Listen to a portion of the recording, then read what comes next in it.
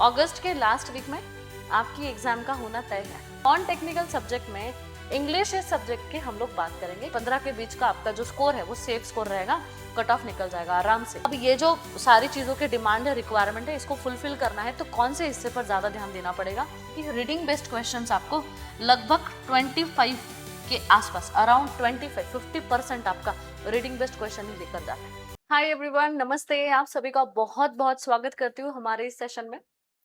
मेरा नाम है सपना शर्मा और आज के सेशन में हम लोग बहुत ही इंपॉर्टेंट चीजों पर बात करेंगे।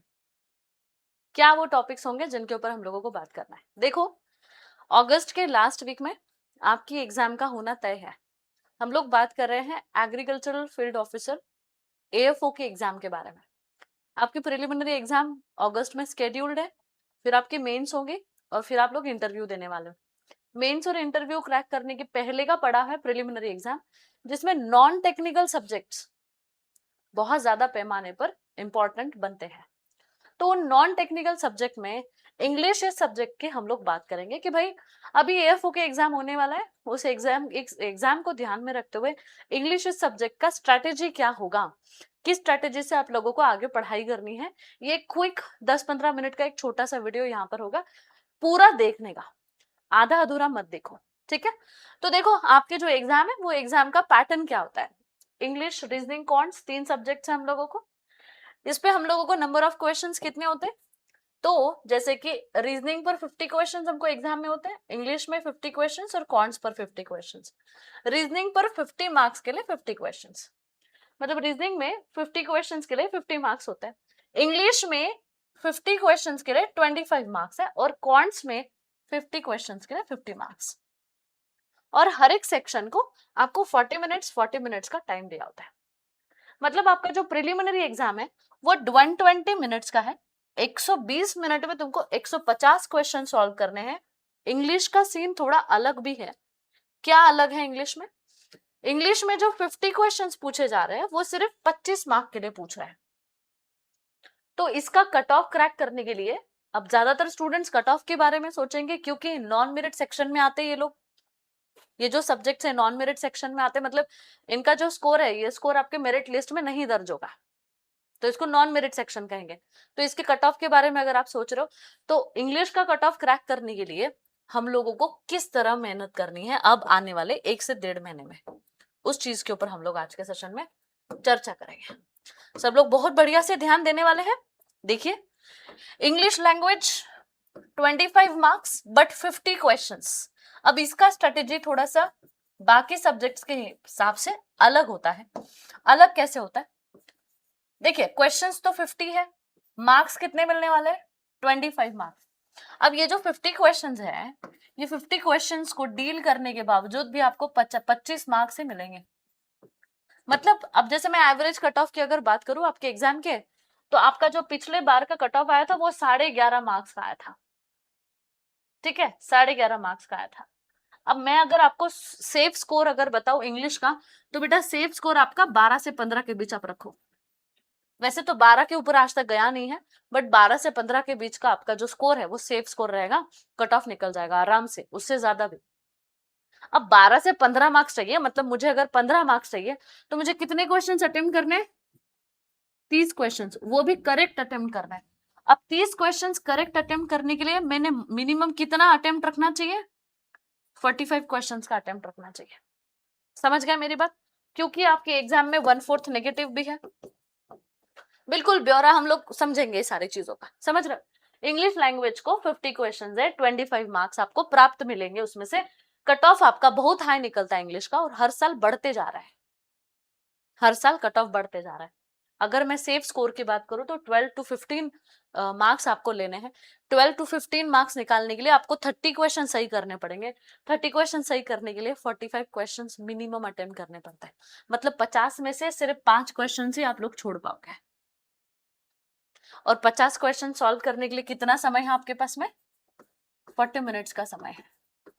मतलब एक क्वेश्चन की अगर हम लोग बात करें तो एक क्वेश्चन के लिए हमारे पास में 45 सेकेंड्स है। ये हो गया आपका पेपर में आपको कैसे परफॉर्म करना है उसके बारे में हम बात कर रहे हैं। अब ये जो सारी चीजों के डिमांड है, रिक्वायरमेंट है, इसको फुलफिल करना है तो कौन से हिस्से पर ज्यादा ध्यान देना पड़ेगा, कौन से हिस्से को आपने स्किप किया तो भी चलेगा इन आने वाले 1 से 1.5 महीने के लिए। क्योंकि देखो ऐसा इंपॉर्टेंट अनइम्पॉर्टेंट पार्ट होता नहीं है, बात होती है स्ट्रेटेजी की, बात होती है जिस पर ज्यादा क्वेश्चंस पूछे जा रहे हैं वो पार्ट को फोकस करने की। क्योंकि जब भी कोई भी नई एग्जाम हम लोग अटेम्प्ट कर रहे होते हैं, अब मुझे नहीं पता आपने इस एग्जाम को कितनी बार अटेम्प्ट किया है पहले, आप इसके लिए न्यू हो या नहीं, आप जो भी अगर न्यू हो तो आप मुझे कमेंट करके बताएं।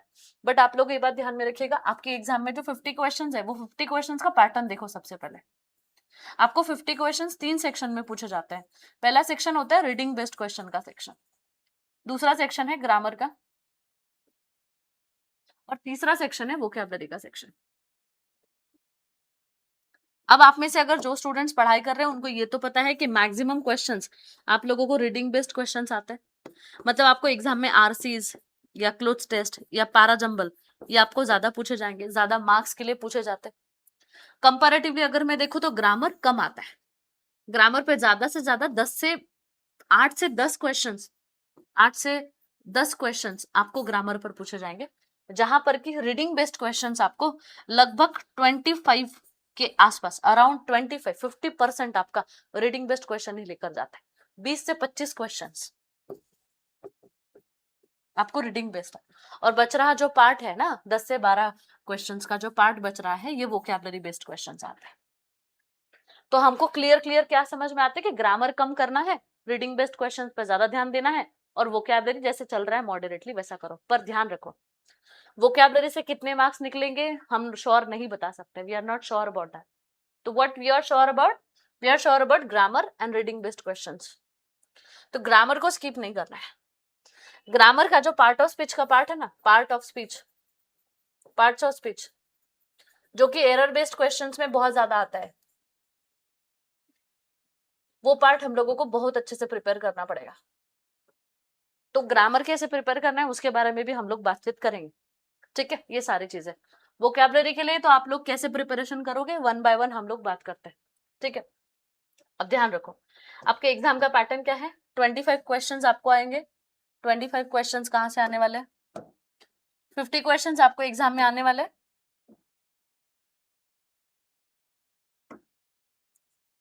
मार्क्स कितने होंगे? 25 मार्क्स। हम लोगों को एक्यूरेसी के साथ साथ स्पीड पर भी ध्यान देना पड़ेगा। अभी ये समय नहीं है सिर्फ एक्यूरेसी पर ध्यान देने का। जून खत्म हो चुका है almost, you have just 1.5 month. 1.5 month में क्या क्या करना है ये सारी चीजों पर बातचीत करते हैं। 40 मिनट्स का हमारे पास में समय है। सबसे पहले हम लोग बात करेंगे जो मैक्सिमम क्वेश्चंस आप लोगों को एग्जाम में आते हैं वो रीडिंग कॉम्प्रिहेंशन सबसे ज्यादा पूछा जाता है। फिर रूल नंबर 2 पर आपका क्लोज टेस्ट, नंबर 3 पर एरर डिटेक्शन, नंबर 4 पर sentence improvement, parajumble, fill in the blank, sentence rearrangement. सबसे ज्यादा क्वेश्चंस जो आप लोगों को पूछे जाएंगे वो है आरसी पर पूछे जाते हैं, पैराजंबल पर पूछे जाते हैं। समझ गए? तो मैक्सिमम क्वेश्चंस कहाँ से आ रहे हैं? रीडिंग कॉम्प्रिहेंशन से, पैराजंबल से, और एरर डिटेक्शन के पार्ट से। एरर डिटेक्शन मतलब सेंटेंस इंप्रूवमेंट। तो हम लोगों को ये बात समझ में आ रही है कि रीडिंग कॉम्प्रिहेंशन पर रोज ध्यान देना है बहुत अच्छे से। मैं आपको एक बहुत इंपॉर्टेंट स्ट्रेटेजी बताती हूँ एग्जाम के पॉइंट ऑफ व्यू से कि बाबा आप लोगों को ना डेली एक्सपोजर चाहिए हर एक टॉपिक का, रादर देन थ्योरी। बहुत से बच्चे क्या करते हैं कि लास्ट का टाइम है तो थ्योरी पढ़ते हैं बहुत सारा। थ्योरी का कोई जरूरत नहीं है, नॉन टेक्निकल सब्जेक्ट है, पूरी तरह से ये सब्जेक्ट प्रैक्टिस पर फोकस करेगा आपके। आप जितना ज्यादा प्रैक्टिस करोगे उतना ज्यादा मार्क्स आपको एग्जाम में मिलेंगे। तो आपको डेली प्रैक्टिस पर ज्यादा ध्यान देना है rather than getting on the theory part.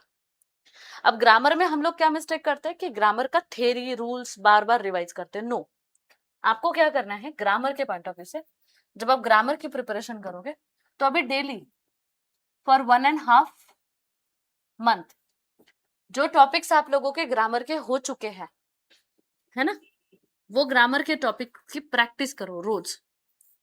Daily 20 questions आप लोगों को सॉल्व करना है, और वो जो डेली 20 क्वेश्चंस होंगे वो किसी एक टॉपिक के नहीं, मिक्स टॉपिक्स के क्वेश्चंस। जैसे आप लोगों को ऐसे मॉक्स जो है वो मॉक्स परचेस करने पड़ेंगे जिसमें डेली आपको ग्रामर के 20 से 25 क्वेश्चंस मिल सके। या कोई क्वेश्चन आयर होगा आपके पास, कोई बुक होगा, प्रैक्टिस बुक, वहां से आप लोग जो मिक्स्ड क्विज होता है उनका ग्रामर का, जिसपे स्पॉट देयर या सेंटेंस इंप्रूवमेंट के क्वेश्चंस आ सकते हैं, है ना, ऐसे मिक्स्ड 20 क्वेश्चंस रेगुलरली आप लोगों को सॉल्व करने हैं। अगर सॉल्व कर लिया और गलतियां हो गई तो उनका एनालिसिस होना चाहिए, और जिस दिन आपका एनालिसिस हुआ वहां पर आपका जिस टॉपिक में मिस्टेक हुई वो मिस्टेक रिपीट ना हो, ये ध्यान में रखिए। ठीक है, ये होगी आपकी स्ट्रेटेजी पहली अबाउट ग्रामर। सेपरेट चैप्टर्स करना बंद कर दो अभी। नाउन कर लिया, प्रोनाउन कर लिया, सब्जेक्ट और अग्रीमेंट कर लिया, टेंसेस कर लिया। ये उन स्टूडेंट्स के लिए स्ट्रेटेजी है जो स्टूडेंट्स एग्जाम, अभी ये वाले एग्जाम बहुत सीरियसली देना चाहते हैं, तो अलग अलग चैप्टर्स कुछ करो मत, वो आपके हो चुके हैं, ये अज्यूम करके मैं बोल रही हूँ कि आप अभी अभी मिक्स्ड क्वेश्चंस की प्रैक्टिस करो। डेली 20 क्वेश्चन स्पॉट देयर के रेगुलरली आपको सॉल्व करने हैं ग्रामर के, जो कि किसी भी टॉपिक से आ सकते हैं। ठीक है, ऐसा मानो कि नाउन ये चैप्टर मेरा प्रिपेयर नहीं है, नाउन के 4 क्वेश्चंस आ गए, 4 में से 2 सही है, जो दो गलत आए हैं वो कौन से रूल से मेरे गलत हुए हैं ये चेक करो। समझ गए, वो कौन से रूल से गलत हुए हैं ये चेक करो। तो ये हो गया आपका ग्रामर का। दूसरी चीज है, दूसरा पार्ट है आपका नॉन ग्रामर पार्ट। अब नॉन ग्रामर पार्ट मतलब reading based questions, RCs and cloze test, इसका प्रैक्टिस हम लोग कितना करें, क्या रेगुलरली आपको 2 आरसीज करने पड़ेंगे रेगुलरली। अब एक क्लोज टेस्ट करना पड़ेगा, है ना, जैसे मानो आज मैंने 2 आरसी किए और एक क्लोज टेस्ट किया, तो कल मैं 2 आरसी करूंगी और एक पारा जंबल करूंगी, या फिर 2 आरसी करूंगी और 2 पारा जंबल करूंगी। परसों परसों 2 आरसी और एक क्लोज टेस्ट या 2 क्लोज टेस्ट, जितना भी मेरे से हो उतना। अगर मैं एक क्लोज टेस्ट सॉल्व कर रही हूँ तो बाकी टाइप ऑफ क्वेश्चंस मैं सॉल्व कर लूंगी, जैसे कि सेंटेंस रीअरेंजमेंट ले लिया, छोटे छोटे one liners, word swapping, word replacement ले लिया। ठीक है, एक क्लोज टेस्ट अगर है तो फिर मैं अदर टॉपिक्स भी प्रैक्टिस कर रही हूँ कुछ, पर मिनिमम आप लोगों को एक दिन में 2 आरसीज अच्छे से सॉल्व करना जरूरी है, टाइम लगाकर। अगर टाइम लगाकर मुश्किल जाता है तो 15 दिन सिर्फ एक्यूरेसी पर ध्यान देने का, 15 दिन के बाद में आप लोग आरसीज को टाइमर के साथ में प्रैक्टिस करो। मतलब आपने जैसे स्टॉप वॉच लगाया, स्टॉप वॉच में अपने 7 मिनट का एक आरसी सॉल्व करना है, आपको 7 मिनट के अंदर वो होना चाहिए, इतना मेक श्योर करना है। थोड़ी डिफिकल्टी जाएगी शुरुआत में, बट धीरे धीरे वो आपको एग्जाम में बहुत अच्छे मार्क्स दिलाएगा। तो डेली आपने कितने किए, 2 आरसी किए, आज एक क्लोज टेस्ट किया या फिर 2 क्लोज टेस्ट कर ली, कल 2 पारा जंबल और 2 आरसी कर लिया, परसों क्लोज टेस्ट फिर से, अदर क्वेश्चंस फिर से, और उसके बाद में और पारा जंबल। मतलब एक दिन के एक दिन के बाद आप लोगों को एक पारा जंबल, एक दिन पारा जंबल कर लिया तो उस दिन क्लोज टेस्ट मत करो, जिस दिन पारा जंबल नहीं किया उस दिन क्लोज टेस्ट करो, क्योंकि बहुत बड़े बड़े चैप्टर्स है। ठीक है ना, तो आप देखो कि जैसे आपका एक साथ में मल्टीपल टॉपिक्स पर प्रिपरेशन होता है। और उसके बाद में तीसरी बात होती है वोकैबुलरी की।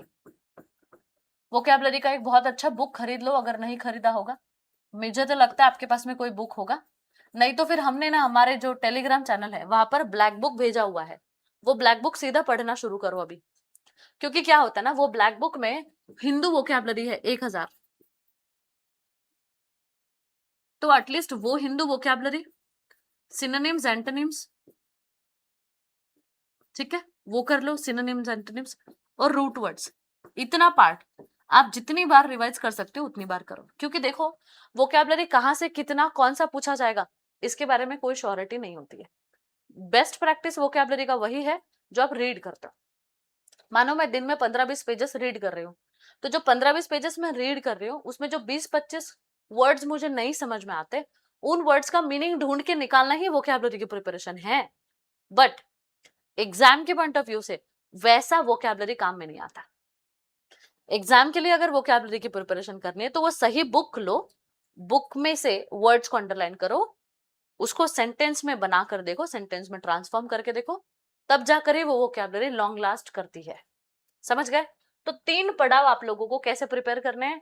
डेली वोकैबुलरी आप लोगों को कम से कम 15 से 20 मिनट तो वोकैबुलरी को देना पड़ेगा। ठीक है, इतना। तो इन तीनों भी चीजों को अगर मैं एक साथ में समअप करूं तो आपको एक दिन में क्या कैसे कैसे प्रिपरेशन करनी है, तो एक दिन में देखो मैं आपको टाइमली बताती हूँ। आपको 2 आरसीज करने, आपके 2 आरसीज 20 मिनट में हो जाते हैं आराम से। अगर आपको 2 पैरा जंबल करने तो 2 पैरा जंबल आपके 10 मिनट में हो जाते हैं। आधी घंटा आपने दे दिया रीडिंग बेस्ड क्वेश्चंस को, ठीक है। ग्रामर पार्ट 20 क्वेश्चंस आप लोगों को स्पॉट देरर के सॉल्व करने हैं, जो कि ग्रामर पार्ट पर ध्यान देता है। अब 20 क्वेश्चंस डेली सॉल्व करने के लिए आपके पास में कितना मिनट है? 20 मिनट है। तो ये 30 मिनट और 20 मिनट कितने हो गए भाई? 50 मिनट, ठीक है। अब आपको डेली 20 मिनट वोकैबुलरी करना है। एक बुक ले लो, उसमें से 20 मिनट रोज आपको वोकैबुलरी पढ़ना पड़ेगा। तो ये 20 मिनट कितना हो गया? 20 और 20 40, 40 और 30 मिनट 70 मिनट। 70 मिनट कितना आवर होता है? 1 मिनट 1 आवर 10 मिनट्स। तो आपको डेली इंग्लिश की पढ़ाई कितनी करनी है बाबा? इतनी पढ़ाई करनी है। अब ये हो गया इंग्लिश की कोर पढ़ाई। इसके साथ में आपको मॉक खरीदनी पड़ेगी, अगर नहीं खरीदी तो आज ही खरीद लो। डेली 1 मॉक आपको इंग्लिश का देना पड़ेगा, डेली 1 मॉक। फिर आप जैसे अगर आपको इंग्लिश का देना है सेपरेटली, आप इंग्लिश का दो, नहीं तो फुल मॉक भी आप लोग दे सकते हो, जिसमें इंग्लिश, जिसमें क्वांट्स, जिसमें रीजनिंग, ये सभी हो, ठीक है। तो डेली 1 मॉक। अब जैसे आज मैंने मॉक दिया तो उसको जब तक मैं एनालिसिस नहीं करूंगी उसका पूरा, तब तक मैं दूसरी मॉक नहीं दूंगी, ये बात ध्यान रखना। नहीं तो बच्चे क्या करते हैं, मॉक पे मॉक लगाते हैं, और क्या गलतियां हो रही है मॉक में, मार्क्स क्यों नहीं मिल रहे, ये बात पर ध्यान ही नहीं देते हैं। अगर मॉक में 1 मार्क का भी इंप्रूवमेंट होता है तो you are going on a right path. अगर मॉक में इंप्रूवमेंट ही नहीं है, 8 मार्क ही मिल रहे हैं, 7 मार्क ही मिल रहे हैं, 6 मार्क 5 मार्क ही मिल रहे हैं, तो फिर कोई दिक्कत वाली बात है, ठीक है। तो ये हो गए डेली आपको स्ट्रेटेजी, कैसे कौन से चैप्टर की प्रिपरेशन किस तरह करनी है वो,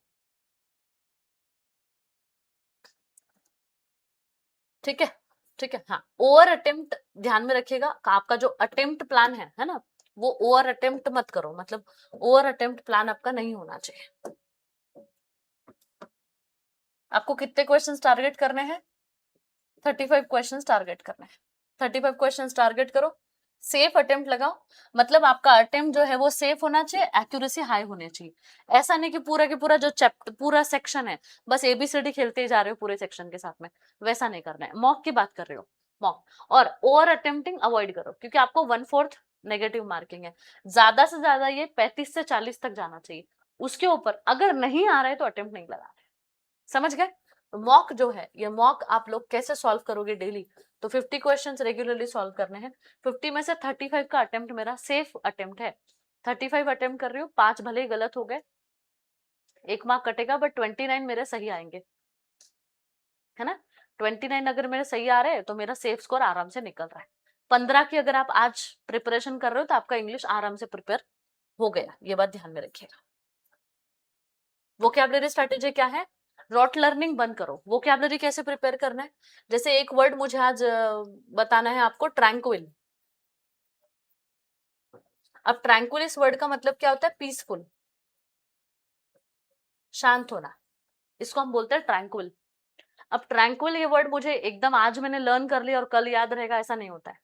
तो ट्रैंक्विल को मैं एसोसिएशन के साथ पढ़ूंगी कि ट्रैंक्विल के सिनोनिम्स कौन से और एंटोनिम्स कौन से, और ट्रैंक्विल से कौन सा एग्जाम्पल में बना सकते हो।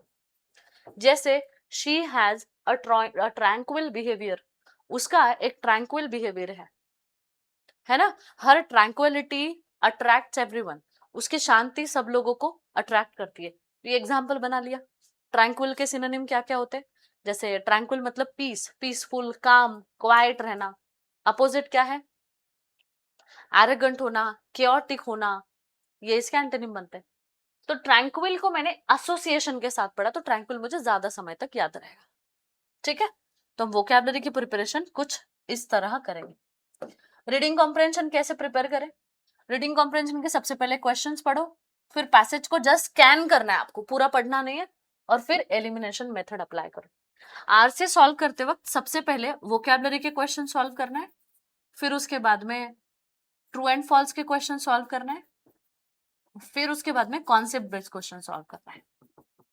क्योंकि आप अगर सबसे पहले कॉन्सेप्ट बेस्ड क्वेश्चन पर जाते हो आरसी के, तो समय ज्यादा लग जाता है, क्योंकि आरसी सबसे ज्यादा टाइम कंज्यूमिंग टास्क है। तब सबसे पहले वोकैबुलरी वाले जो क्वेश्चंस आते हैं आरसी पर वो सॉल्व कर लीजिएगा, फिर ट्रू एंड फॉल्स, फिर कॉन्सेप्ट टेस्ट। ठीक है। क्लोज टेस्ट की स्ट्रेटेजी क्या होती है? क्लोज टेस्ट में ज्यादातर ग्रामर पर फोकस होता है, आपका ग्रामर बहुत अच्छा होना चाहिए वहां पर।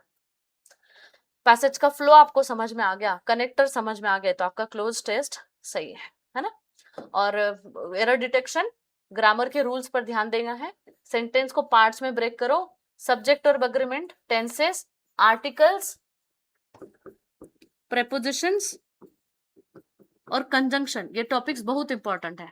मैं ये नहीं कह रही फिर कि एडजेक्टिव एडवर्ब इंपॉर्टेंट नहीं है, सबसे ज्यादा इंपॉर्टेंट टॉपिक सब्जेक्ट और अग्रीमेंट, टेंसेस, प्रेपोजिशन, कंजंक्शंस, ये टॉपिक्स इंपॉर्टेंट आते हैं आपको एग्जाम में, मैक्सिमम इस पर क्वेश्चंस आएंगे। ध्यान रखो, ध्यान रखो, आपके नॉलेज से बड़ी आपकी स्ट्रैटेजी होती है। तो आज के आज स्ट्रैटेजी बनाओ आप, मैंने तो मेरी स्ट्रैटेजी बताई, इसके हिसाब से अगर आपको लगता है कि मैम हम हमारी स्ट्रैटेजी ऐसी बनाए क्या, तो आप बिंदास बनाओ, मुझे टेलीग्राम चैनल पर मैसेज कर दीजिएगा, मैं वहां पर आपको आपकी स्ट्रैटेजी को रिव्यू करके बताऊंगी। दूसरी बात है कंसिस्टेंसी बहुत इंपॉर्टेंट है, एंड आप लोग IBPS AFO का एग्जाम जो है वो क्रैक कर सकते हो, ये बात हमेशा ध्यान रखना, you can crack this exam. मतलब कॉन्फिडेंस, कंसिस्टेंसी, अब कॉन्फिडेंस ही नहीं है तो कंसिस्टेंसी कोई काम की नहीं होगी। मॉक्स रेगुलरली लेना है, अपने मिस्टेक्स को अवॉइड करना है, और आप जो मिस्टेक्स करते हो जनरली वो मिस्टेक्स मैं आपको बताती हूँ। आप इंग्लिश को इग्नोर करते हो, सबसे बड़ी मिस्टेक ये है, क्योंकि इंग्लिश ये कट ऑफ में बहुत हाई जाता है, इससे बहुत सारे बच्चों का प्रिलिमिनरी एग्जाम में नुकसान हुआ है, तो इंग्लिश बहुत इंपॉर्टेंट है। दूसरी बात है, आप लोग इंग्लिश में अननेसेसरीली कॉम्प्लेक्स लैंग्वेज पर ध्यान देते हो, ज्यादा नहीं, कॉम्प्लेक्स लैंग्वेज पर ध्यान नहीं देना है। दूसरा, आरसीज की प्रैक्टिस नहीं करना, ये बहुत गलत बात होती है, जो कि आज से बंद करो। और तीसरी बात है, कुछ बच्चों को ना ओवर कॉन्फिडेंस होता है कि हम तो कर लेंगे, ये ओवर कॉन्फिडेंस नहीं रखना है। एंड दैट इज इट, आज का स्ट्रेटेजी सेशन खत्म हुआ। All the best for your exam, you can crack IBPS AFO exam, आराम से क्रैक कर लोगे। इंग्लिश का स्ट्रेटेजी मैंने बताया, अगर आपको कोई भी दिक्कत है ना, कुछ भी डाउट है, कुछ भी पूछना है, तो मैं आपको एक टेलीग्राम चैनल का ID देती हूँ, है ना, लर्न विद सपना, ये टेलीग्राम चैनल का ID है, सीधा इससे सर्च करो तो आपको चैनल मिल जाएगा। वहां पर you can text me, you can message me, आप मुझे बता सकते हो अगर आपको कोई दिक्कत है तो, फॉर इंग्लिश और for any other subject, whatever. Okay, so see you in the next session. Have a great day ahead, and all the best for your preparation.